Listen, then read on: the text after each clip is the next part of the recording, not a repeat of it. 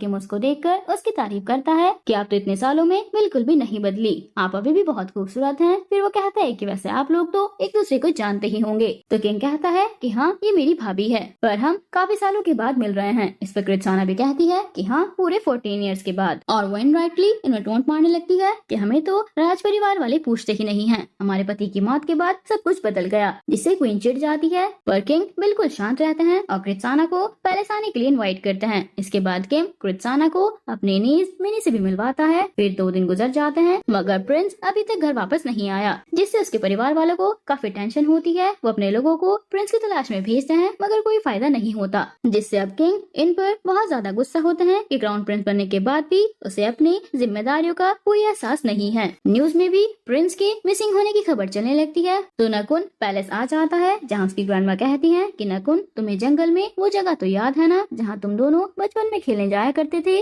मेरे हिसाब से इन वहीं पर होगा, एक बार जाकर चेक कर लो। साथ ही कनिंग को भी अपने साथ लेकर जाओ, ये किसी तरह मनाकर उसे वापस ले आएगी। तो नकुन उसे वहाँ ले जाता है जहाँ कनिंग देखती है कि घने जंगल में एक घर है। उसी घर में इन अपनी और अपने एक्स की फोटो को साफ कर रहा था, जहाँ इन उन्हें देखकर गुस्सा होता है और कहता है कि क्या मैं 2-4 दिन सुकून से भी नहीं रह सकता। तब कनिंग नकुन से कहती है कि अब तुम चले जाओ और ग्रैंडमा को बता देना कि मुझे इन मिल गया है और उसे मैं साथ लेकर वापस आ जाऊंगी। नकुन कनिंग को छोड़कर तो जाना नहीं चाहता, पर उसे जाना पड़ता है। आगे कनिंग चुपके से जाकर इनके बेड पर सो जाती है और ये चीज इन देखता है तो उसे उठाकर यहाँ से जाने के लिए बोलता है कि निकलो यहाँ से, लेकिन वो नहीं उठती और उसी बेड पर सो जाती है। कनिंग इनके क्लोज जाने लगती है और इन उसे दूर करने लगता है, लेकिन तभी उसे नजर आता है कि सीलिंग पर एक छिपकली है। अब इससे कनिंग की तो डर के मारे हालत खराब हो जाती है। उसके बाद डरते हुए इन भी सीलिंग पर देखता है, उसे भी छिपकली से डर लगता है। पर पलक झपकते ही छिपकली गायब हो जाती है। फिर दोनों साथ में देखते हैं कि छिपकली तो सीलिंग से गिरकर ब्लैंकेट पर आ गई है। दोनों डर की वजह से चिल्लाने लगते हैं। अब छिपकली के डर से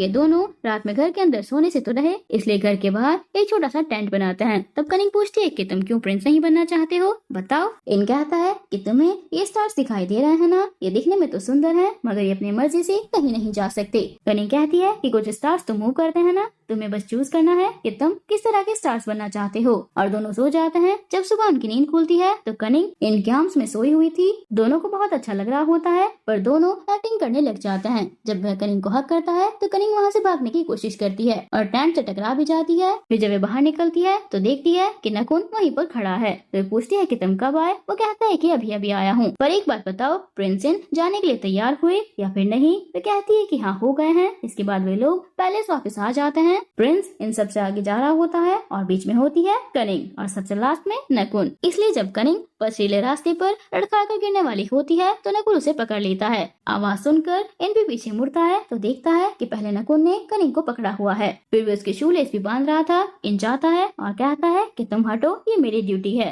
कनिंग के शूलेस बांधकर कनिंग से कहता है कि तुम मेरे साथ चलो और फिर उसका हाथ पकड़कर आगे बढ़ता है। अचानक कनिंग बेहोश हो जाती है तो नकुन फटाक से उसको उठाने जाता है, मगर उससे पहले ही इस बार इन उसे गोद में उठा लेता है और फिर पैलेस लेकर आता है। पैलेस में तो क्या होना था, किंग तो इनको डांटता है कि तुम और कितनी मुसीबतें खड़ी करोगे, किस किस को परेशान करोगे। तभी रॉयल गार्ड आकर कहता है कि प्रेस कॉन्फ्रेंस का टाइम हो गया है। अब प्रेस कॉन्फ्रेंस में फिर से रिपोर्टर से ही सवाल करते हैं। उस रिपोर्टर ने जब भी आपके एक्स गर्लफ्रेंड से रिलेटेड क्वेश्चन किया तो आप भड़क क्यों गए थे, इसका क्या मतलब है, क्या आप उससे अभी भी प्यार करते हैं? इनको ये सुनकर फिर से गुस्सा आ जाता है और वे प्रेस कॉन्फ्रेंस बीच में ही छोड़कर जाने लगता है। मगर कनिंग आकर बात संभाल लेती है, वे सारे रिपोर्टर्स को थैंक यू बोलती है और कहती है कि अपनी पिछली गलती के लिए प्रेस से माफी मांगना चाहती है और फिर वो सबको अश्योर करती है कि आगे से ऐसा कुछ नहीं होगा। ये सारी चीजें जब कृत्साना न्यूज पर देखती है तो ये भड़क जाती है। इस लड़की ने तो सिचुएशन को बहुत अच्छे से हैंडल कर लिया। ऊपर से किंग कृत्साना को बताता है कि प्रिंस को घर लाने में नकुन ने हेल्प की है, जिसे जानकर कृत्साना को अपने बेटे पर बहुत गुस्सा आता है। कुछ दिनों बाद नकुन का बर्थडे था तो अपने बर्थडे पार्टी में इन और कनिंग को भी इनवाइट करता है। इन तो बिजी होने का बहाना बना देता है, मगर कनिंग कहती है कि मुझे तो जाना ही है और तुम्हें मेरे साथ चलना ही होगा। इसके बाद पार्टी वाले दिन जब इन और नकुन कुछ बात कर रहे होते हैं तभी वहाँ पर कनिंग आ जाती है। नकुन तो उसे ही कॉम्प्लीमेंट देता है कि तुम बहुत अच्छी लग रही हो, बिल्कुल फेरी टेल की तरह। तब कनिंग भी थैंक यू बोल देती है और फिर इनसे कहती है कि तुम तो कभी मेरी तारीफ नहीं कर सकते।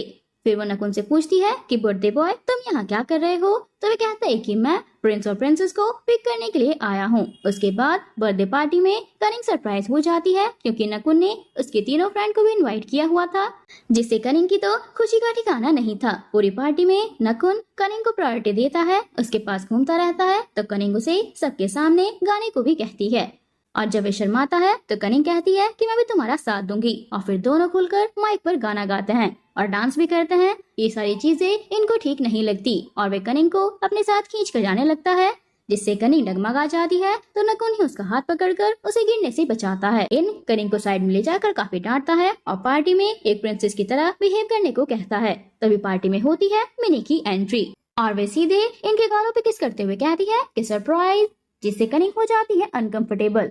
तभी उसकी नजर पड़ती है बाहर खड़े वेटर पर, जिसके हाथों में एक छोटा सा कैमरा होता है और वे इन और मिनी के साथ में फोटो भी क्लिक कर देता है। तो कनिंग उसके हाथ से कैमरा गिरा देती है और उसे डांटने लगती है। तभी वो वेटर कनिंग को साइड करके भाग जाता है, जिससे सभी का ध्यान कनिंग पर आ जाता है। वे इनको भी बता देती है कि तुम्हारा फोटो क्लिक कर रहा था, इसलिए मुझे बीच में कूदना पड़ा। उसके बाद इन कनिंग को अपने रूम में ले जाता है। वहाँ तो कनिंग के पैरों की मूंछ ठीक करता है कि तभी उसे मिनी का कॉल आता है, पर वो रिसीव नहीं करता। तो मिनी उसे मैसेज करती है कि मैं नीचे पार्टी में तुम्हारा वेट कर रही हूँ। कनिंग कहती है कि तुम जाओ, मैडम तुम्हारा वेट कर रही होंगी। इन कहता है कि कहना क्या चाहती हो तुम। वो कहती है कि जिन्होंने तुम्हारे गालों पर किस किया उसी के बारे में बोल रही हूँ। इन कहता है कि मैं क्या करता हूँ क्या नहीं, इससे तुम्हें कोई मतलब नहीं होना चाहिए। ये कहकर वो मिनी के पास चला जाता है। मिनी भी कहती है कि मैं तुम्हें बहुत मिस करती हूँ, हमने साथ में जो हसीन पल बिताए थे उसकी मुझे बहुत याद आती है। इन बस इतना ही कहता है कि मुझे तुम्हें दोबारा देखकर खुशी हुई और कनिंग के रूम में चला जाता है। कनिंग रोते रोते अभी तक सो चुकी थी। इन उसको सॉरी बोलता है पर वे सो चुकी थी, वो उसकी सॉरी भी नहीं सुन पाती। अगले दिन जब वे दोनों वापस पैलेस जाते हैं तो कनिंग स्टिक की हेल्प से चल रही होती है। उसके पैर में चोट लगी थी और इन जब उसकी हेल्प के लिए उसका हाथ बढ़ाता है तो वह उसका हाथ पकड़ने से मना कर देती है। पर इनका रूम तो ऊपर है, जिसके लिए बहुत सारी सीढ़ियां चढ़ने की जरूरत होगी, इसलिए इन जबरदस्ती उसे गोद में उठा लेता है। जब कनिंग नखरे करती है तो वे डांट देता है कि बोलने की जरूरत नहीं है, चुपचाप से मुझे अपनी हेल्प करने दो। वहीं जब क्वीन और क्वीन मदर को कल रात पार्टी वाला इंसिडेंट पता चलता है तो वे कनिंग के आपस में ही काफी तारीफ करती हैं कि अगर कल कनिंग ने अपनी सूझबूझ नहीं दिखाई होती तो आज फिर से प्रिंस और कनिंग न्यूज की हेडलाइन बन चुके होते। वैसे इनकी हरकतों से नहीं लग रहा है कि हमें जल्दी लिटिल प्रिंस और प्रिंसेस देंगे, बहुत टाइम वेट करना पड़ेगा। नेक्स्ट डे प्रिंस व्हीलचेयर पर कनिंग को घुमाते हुए पूछता है कि पक्का ना तुम्हारे पैरों में अभी भी दर्द हो रहा है, नौटंकी तो नहीं कर रही हो ना तुम। कनिंग कहती है कि नहीं तो मैं नौटंकी क्यों करूंगी। तभी इन व्हीलचेयर को स्विमिंग पूल में धक्का देने जाता है तो अचानक कनिंग खड़ी हो जाती है और कहती है कि तुम क्या करने जा रहे थे। इन कहता है कि देखो तुम्हारा पैर बिल्कुल ठीक हो गया है और कनिंग फिर से लड़खाने लग जाती है। इन कहता है कि लेजी बनने की जरूरत नहीं है, जाओ जाकर अब दोबारा से अपनी स्टडी स्टार्ट करो, मदर से घर के काम सीखो। कनिंग कहती है कि मैं नहीं करूंगी, मैं जब भी हेल्प करने जाती हूँ मुझसे कोई भी अजीब बातें पूछने लगता है, मैं उन्हें कैसे बताऊँ कि हमारे बीच ऐसा कुछ नहीं है। इन कहता है कि अगर तुम झूठ नहीं बोल सकती तो आओ उनकी विश पूरी कर देते हैं। कनिंग शाय हो जाती है। क्वीन मदर केयरटेकर्स के साथ एक टॉनिक भिजवाती है और कहती है कि रोज रात सोने से पहले प्रिंस और प्रिंसेस दोनों को ये टॉनिक पिला देना, इससे दोनों के बीच प्यार बढ़ेगा। ये टॉनिक देखकर कनिंग को लालच आ जाता है और वो तुरंत ही उसे पी लेती है। इन कहता है कि ये क्या किया कनिंग तुमने। तभी वो कहती है कि चिल्ला क्यों रहे हो, अभी तो एक और गिलास है तुम उसको पी लो।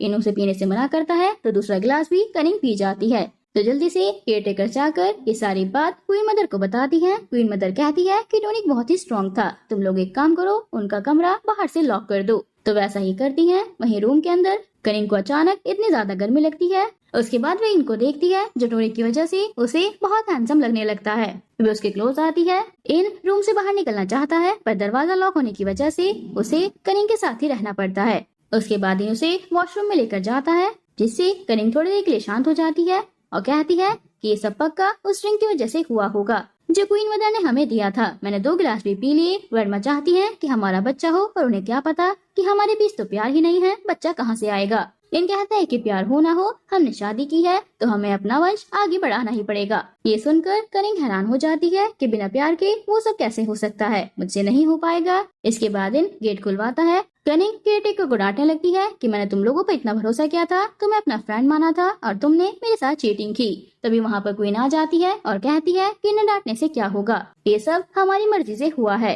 कनिंग, तुम इतनी भीगी हुई क्यों हो? क्वीन बताता है कि इसे गर्मी लग रही थी तो मैंने इस पर पानी डाल दिया। क्वीन कहती है कि अच्छा, मतलब तुम दोनों में एक दूसरे को लेकर इतनी कड़वाहट है कि तुमने क्लोज आने से बेटर इस पर रात में ठंडा पानी डाल दिया। एक बात कान खोलकर सुन लो, ये सिर्फ तुम दोनों की बात नहीं बल्कि हमारी जनरेशन की बात है। नेक्स्ट डे कनिंग कॉलेज में अपने फ्रेंड्स को सारी बातें बताती है कि कैसे उसकी मदर इन लॉ ने उसको जल्दी बच्चा करने को कहा था। तभी सब लोग देखते हैं कि मिनी इस कॉलेज की यूनिफॉर्म में एंट्री ले रही है। दरअसल वो अब इसी कॉलेज में पढ़ने वाली है और यह देखकर कनिंग के चेहरे का रंग उड़ जाता है। वहीं मिनी तो पहले ही इन और उसके दोस्तों की फ्रेंड थी तो वे आसानी से घुल मिल जाती है। उनके साथ हॉर्स राइडिंग भी करने के लिए जाती है। ये सारी बात जाकर कनिंग क्वीन मदर को बता देती है। इन जब घर आता है तो वे कहती है कि अगली बार जब तुम अपने दोस्तों के साथ हॉर्स राइडिंग पर जाओगे तो कनिंग को भी साथ लेकर जाना और ये नेक्स्ट टाइम कल ही होना चाहिए। कनिंग कहती है कि पर मुझे तो हॉर्स राइडिंग आती ही नहीं, मैं क्या करूँगी वहाँ जाकर। क्वीन मदर कहती है कि तुम्हारा पति किस दिन काम आएगा, ये है ना, यही सिखाएगा तुम्हें। लेकिन ग्रैंडमा के कहने पर इन कनिंग को साथ तो ले जाता है मगर उसे सिखाता नहीं। यहाँ बैठकर बोर होने के अलावा कनिंग कुछ नहीं कर पाती।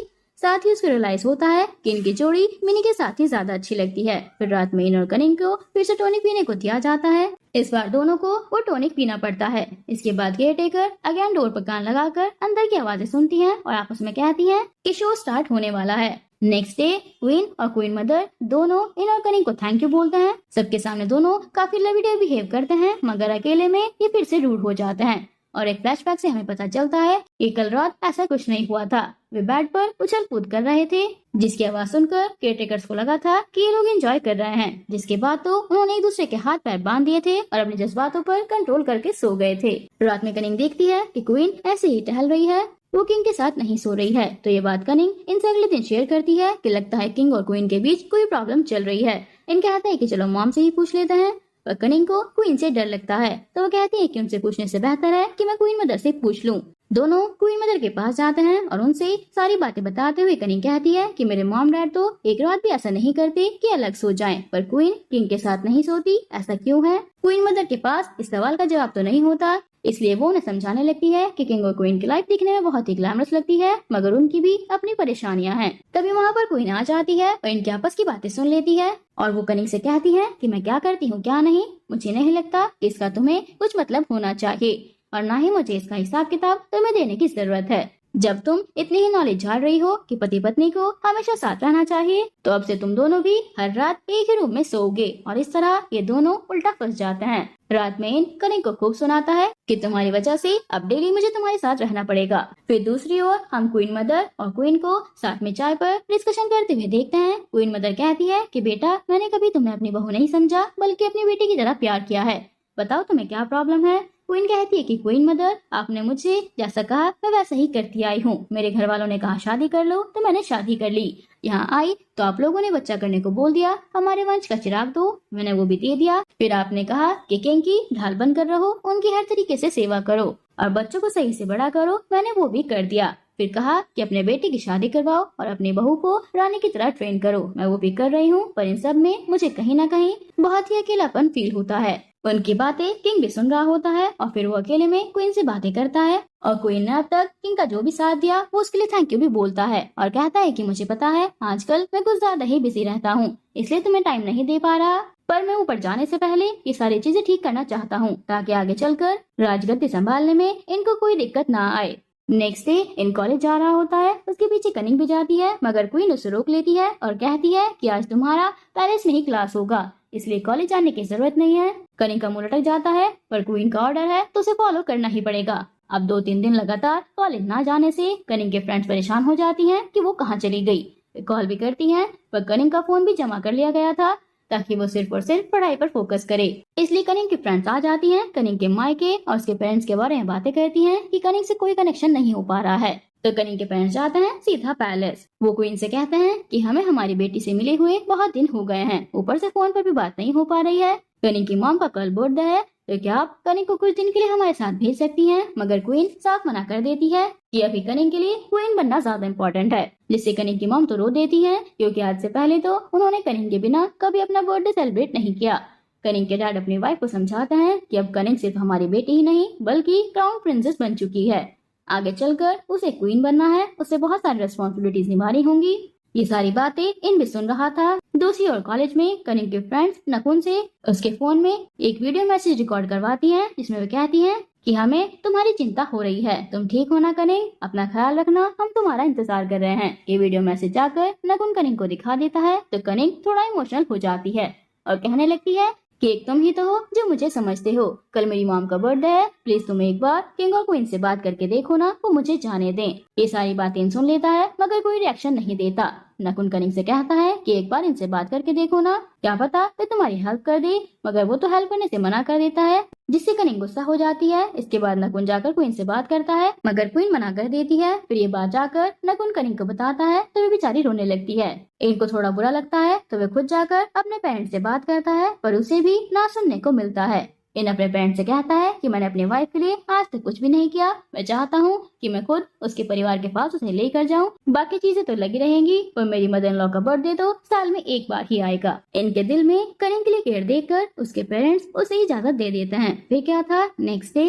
कनिंग को साथ में लेकर वो अपने मदर इन लॉ के पास चला जाता है। अब सुबह सुबह कनिंग को यहाँ देखकर उसकी फैमिली तो खुशी से झूम उठती है। वहीं कनिंग के डैड इनको थैंक यू बोलते हैं पर उसी वक्त कनिंग बोल देती है कि डैड इसे क्यों थैंक यू बोल रहे हो, मेरी मदद तो प्रिंस नकुन ने की है। रात में डिनर पर कनिंग सबसे पहले खाना शुरू कर देती है मगर उसके पेरेंट्स उसे टोक देते हैं कि पहले प्रिंस को शुरू करने दो, जिस पर कनिंग चिढ़ जाती है और कहती है कि प्रिंस के घर पर भी प्रिंस को ही प्रायोरिटी क्यों मिलती है और मेरे घर पर भी इसी को, ये मेरा घर है तो मैं ही खाऊंगी पहले। माँ कहती है कि आज मेरा बर्थडे है तो जैसा मैं कहूँगी वैसा ही होगा। इस तरह सब लोग हंसते मुस्कुराते डिनर एंजॉय करते हैं। फिर बारी आती है सोने की तो इनको कनिंग के साथ उसके छोटे से बेड पर सोना पड़ता है। बेड छोटा होने की वजह से इन्हें काफी एडजस्ट करना पड़ता है। कनिंग नोटिस करती है कि इन उसे घूरते हुए स्माइल भी कर रहा है तो वे पूछती है कि क्या बात है, इतना स्माइल क्यों कर रहे हो। इन बड़े नॉनसेंस के साथ कहता है कि तुम्हारे घर वाले डेली ऐसे ही खुशी से खिलखिलाते हैं ना। कनिंग हाँ बोलती है, जिसके बाद इन कनिंग को पकड़कर सो जाता है। नेक्स्ट डे कनिंग चिल्लाती है कि मम्मी खाना दो, मुझे भूख लगी है। तो वह हैरान हो जाती है कि इन सबके लिए ब्रेकफास्ट बना रहा है। कनिंग के साथ साथ उसका पूरा परिवार भी हैरान हो जाता है कि बताओ प्रिंस होकर ये हमारे लिए ब्रेकफास्ट बना रहा है। इतना ही नहीं, जब सभी लोग ब्रेकफास्ट कर लेते हैं तो वे डिशेस भी उठाता है। यहाँ से दोनों कॉलेज जाने के लिए रेडी होते हैं तो कनिंग कहती है कि मैं तो आज पहले की तरह साइकिल पर जाऊंगी। इन भी साइकिल के पीछे ही बैठ जाता है और दोनों साथ में कॉलेज जाते हैं, जहाँ कृत्साना कनिंग के पास आती है और कहती है कि हम चैरिटी के लिए कॉलेज में एक प्ले करने वाले हैं। ये प्ले आइकॉनिक सिंड्रेला की स्टोरी पर बेस्ड है, इसलिए हम रॉयल प्रिंस और प्रिंसेस से ही इसमें एक्ट करवाना चाहते हैं। हमने किंग और क्वीन से भी इसकी इजाजत ले ली है। ये सुनकर कनिंग को खुशी होती है तो कृत्साना कहती है कि पर एक दिक्कत होने वाली है। प्रिंसिन ने तो लंदन में एक्टिंग क्लासेस ली थी, इसलिए वो अपना रोल आराम से कर लेगा, लेकिन अगर तुमने कोई गड़बड़ी कर दी तो राज परिवार की बड़ी बदनामी होगी। ये सुनकर कनिंग कहती है कि किसी ऐसी लड़की को ढूंढिए जिससे एक्टिंग आती हो। इसके बाद कृत्साना जाती है इनके पास और उसे भी चैरिटी प्ले के बारे में सब कुछ बताती है और ये भी कहती है कि मैं तो रॉयल प्रिंस और प्रिंसेस को ही कास्ट करना चाहती हूँ, मगर कनिंग तो मान ही नहीं रही है। वो कह रही है कि मुझे तो एक्टिंग आती ही नहीं और आप किसी ऐसी लड़की को प्रिंसेस का रोल दीजिए जिसे एक्टिंग आती हो। इस रोल के लिए मिनी से बेटर कौन हो सकता है। तो तय हो जाता है कि लीड रोल में इन और मिनी ही होंगे। ये दोनों अपने स्क्रिप्ट के हिसाब से रिहर्सल कर रहे होते हैं तो उसमें एक किसिंग सीन भी होता है, जिसके लिए इन मिनी के चिक्स पर किस कर देता है, मगर मिनी नोटिस करती है कि इनकी प्रैक्टिस तो कनिंग भी देख रही है, इसलिए वो इनके लिप्स पर किस कर देती है, जिससे इन भी काफी सरप्राइज हो जाता है। बट कनिंग को बहुत हर्ट होता है। वो भागकर मेकअप रूम में चली जाती है और फिर उस ड्रामा के डायरेक्टर और मिनी के आने की आवाज आती है, इसलिए वे तभी अपने चेहरे पर मास्क लगा लेती है। मेकअप रूम में डायरेक्टर आकर कनिंग से कहता है कि मिनी का शू फिटिंग करके चेक करो। उन्हें नहीं पता था कि मास्क पहनकर प्रिंसेस कनिंग है, उन्हें लगा था कि कोई नॉर्मल गर्ल है। तो कनिंग को अपने हाथों से मिनी के सैंडल पहनाने को कहता है। कनिंग कोई रिस्पॉन्स नहीं देती तो डायरेक्टर कहता है कि क्या तुम्हें नहीं पता, मिनी कोई आम लड़की नहीं है, बल्कि बहुत ही जल्दी क्राउन प्रिंसेस को रिप्लेस करने वाली है। तो कनिंग चुपचाप वो सैंडल मिनी को पहना देती है और ये सैंडल मिनी को लूज आ रहा होता है, इसलिए डायरेक्टर उसे दूसरी सैंडल लाने के लिए कहता है। साथ ही मास्क भी उतार देता है, ये कहते हुए कि नाटक का प्रॉफिट टूट जाएगा तो दिक्कत होगी। मास्क हटाते ही वे शॉक हो जाता है और कहता है कि प्रिंसेस मुझे माफ कर दीजिए, मुझे नहीं पता था कि यहाँ पर आप हो। इतनी बेइज्जती होते हुए देख कनिंग वहाँ से भाग जाती है और अभी भी उसके हाथों में वो सैंडल थी जो मिनी को लूज हो रही थी। कनिंग के पीछे पीछे मिनी भी आती है और माफी मांगते हुए कहती है कि सॉरी, आपके हस्बैंड को किस करने के लिए माफ कर दीजिए। कनिंग कहती है कि कोई बात नहीं, वो तो सिर्फ एक्टिंग थी। मिनी कहती है कि जी नहीं, वो तो हमारी रियल फीलिंग्स थी। इतने दुख की बात है ना, जो लोग प्यार करते हैं उनके साथ में रहने का मौका नहीं मिलता। जो लोग प्यार नहीं करते उन्हें जबरदस्ती एक साथ रहने पर मजबूर होना पड़ता है। कुछ देर के बाद जब इनके बॉडीगार्ड कनिंग को ढूंढते हैं तो वो नहीं मिलती, इसलिए वो ये बात इनको बता देते हैं। इन सभी को उसे ढूंढने के लिए कहता है। बेचारी अकेले में रो रही थी। कनिंग अपने मायके आ जाती है। प्रिंस इनको भी पता चल जाता है कि वे अपने घर भागकर चली गई है, तो वे वहाँ जाकर उसे समझाता है कि तुम इस तरह भागकर क्यों आई हो। तुम्हें पता है इसकी वजह से बॉडीगार्ड्स की जॉब खतरे में आ गई। कनिंग को इनकी बातों से कोई मतलब नहीं होता। वे पूछती है कि तुम मिनी से प्यार करते हो क्या, ये बताओ तुमने उसे किस क्यों किया। इन कहता है कि ये मेरा प्राइवेट मैटर है। कनिंग कहती है कि तुमसे शादी करने के लिए मैंने अपने ड्रीम्स को छोड़ दिया, तुम्हें मेरी फीलिंग्स की जरा भी परवाह नहीं है। वो कहता है कि तो क्या मैं इसका मतलब समझूं कि तुम मेरे लिए कुछ फील करती हो। कनिंग रोते हुए कहती है कि मैं क्यों फील करूंगी, एक बार तुम्हें डिवोर्स दे दूंगी ना, फिर तुम रह लेना अपने लवर के साथ, फिर चाहे उसे किस करना या कुछ भी करना, मुझे कोई मतलब नहीं है। ये सब सुनते सुनते अचानक इन कनिंग को किस कर लेता है, जिससे कनिंग शॉक हो जाती है। इन कहता है कि अब सो जाओ, आज के लिए इतना बहुत है। नेक्स्ट डे दोनों की नींद एक साथ खुलती है और दोनों देखते हैं कि वे तो आराम से एक दूसरे को हक करके सोए हुए थे। अचानक कनिंग गुस्सा करने लगती है कि तुमने मुझे कल रात किस क्यों किया, तुम्हें पता भी है मैंने अपना पहला किस अपने रियल लव के लिए संभाल कर रखा हुआ था, तुमने सब बर्बाद कर दिया। इन कहता है कि आजकल किसिंग तो आम बात है, इसको इतना सीरियसली क्यों ले रही हो, अगर इस आगे कुछ करना है तो बोलो। ये सुनकर कनिंग चिढ़कर रूम से भाग जाती है। इन वहीं पर हंसने लगता है।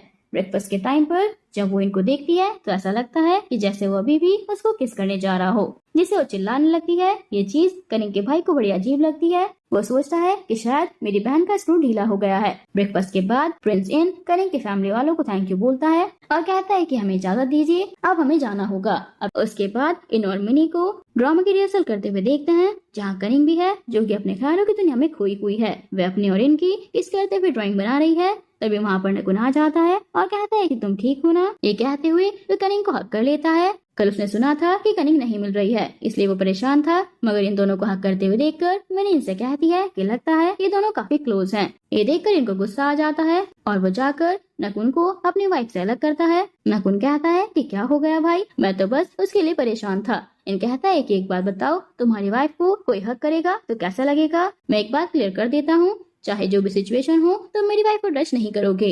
कनिंग की भी थोड़ी क्लास लगती है कि तुम क्राउन प्रिंसेस हो, तुम्हें अपनी लिमिट में रहना चाहिए। पैलेस में किंग को जब पता चलता है कि प्रिंस इन तो ड्रामा में बिजी हैं, तो वे प्रिंस नकुन को अपने पास बुलाते हैं और इस कंट्री के डेवलपमेंट के लिए कुछ सजेशन मांगते हैं। उन्हें नकुन के सजेशन काफी अच्छे लगते हैं। किंग कहता है कि जब तक इनका ड्रामा खत्म नहीं हो जाता तब तक तुम थोड़ा काम कर लो, चाहे तो तुम हमारे पैलेस में भी शिफ्ट हो सकते हो। नकुन कहता है कि मैं अपनी मॉम को अकेला नहीं छोड़ सकता। क्वीन मदर कहती है कि कृत्साना को भी ले आओ, कितने साल हो गए हम सबको एक साथ रहे। इन सब चीजों से क्वीन खुश नहीं होती। वो अकेले में अपने हस्बैंड से कहती है कि नकुन को राजकाज में इन्वॉल्व करने से हमारे बेटे की पोजीशन खतरे में आ सकती है। किंग कहते हैं कि नकुन भी हमारा वंश है, हमें एक बार उसे भी मौका देकर देखना चाहिए। हमें अपने बेटे के प्यार में आकर काबिल इंसान को इग्नोर नहीं करना चाहिए। उसके बाद नकुन और उसकी माँ दोनों पैलेस में आ जाते हैं। क्वीन मदर काफी खुश होती है। वो नकुन को हक करते हुए कहती है कि बेटा अब तुम बड़े हो गए हो, अब तो तुम्हारे लिए भी हमें एक वाइफ लानी चाहिए, शर्माना नहीं। मैं खुद तुम्हारे लिए एक सुंदर सी लड़की ढूंढूंगी। बस एक बात बताओ, अगर लड़की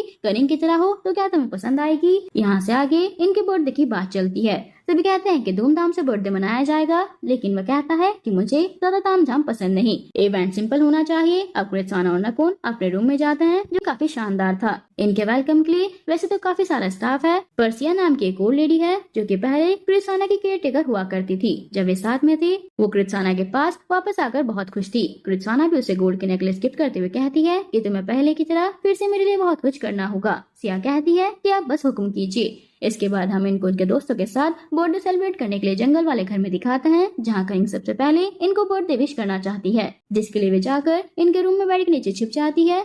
तभी इन वॉशरूम से निकलता है और अपना टॉवल हटाकर कपड़े चेंज करने लगता है, जिसकी वजह से ना चाहते हुए भी वे इनको नेट देख लेती है और उसी वक्त कनिंग का फोन भी रिंग करने लगता है, जिससे इन बेड के नीचे झाँक कर देख लेता है और कनिंग उसको बिना कपड़ों के देख लेती है। दोनों शाय फील करते हैं। रात में बर्थडे पार्टी में मिनी भी आ जाती है, इनको बर्थडे गिफ्ट देती है और अकेले मुझसे कहती है कि तुमने ये कैसा अजीब सा परफ्यूम लगाया हुआ है। इन कहता है कि नहीं नहीं, ये मेरी वाइफ ने बनाया है और धीरे धीरे मुझे इसकी आदत हो रही है। पार्टी के बाद इन थक कर सो जाता है। आज कनिंग के माइंड में एक खुराफाती आइडिया आता है। वे इनके फेस पर अपने लिपस्टिक से डिजाइन बना देती है और सो जाती है। आधी रात में जब इनकी नींद खुलती है तो वे कनिंग के हाथों में लिपस्टिक देखता है। वो भी कनिंग के चेहरे पर फनी डिजाइन बना देता है। नेक्स्ट डे जब इन जागता है और अपने कमरे से बाहर निकलता है तो यहाँ पर कनिंग और इन दोनों के फ्रेंड्स मौजूद होते हैं और उन्हें देखकर अपनी हंसी नहीं रोक पाते।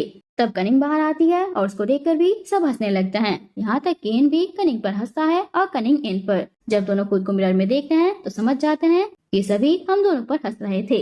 उसके बाद अपना अपना फेस क्लीन करके ब्रेकफास्ट पर बैठते हैं और आज कनिंग इनको सर्व करती है। इस पर मनी उसको बार बार टोकती है कि इससे इनको एलर्जी है, वे चीज इसको पसंद नहीं, जिससे कनिंग को बुरा लगता है कि मेरे हस्बैंड के बारे में मुझसे ज्यादा मिनी को पता है। बेचारी आकर रोने लग जाती है। नकुन उसे रिलैक्स करने के लिए उसे हक कर लेता है।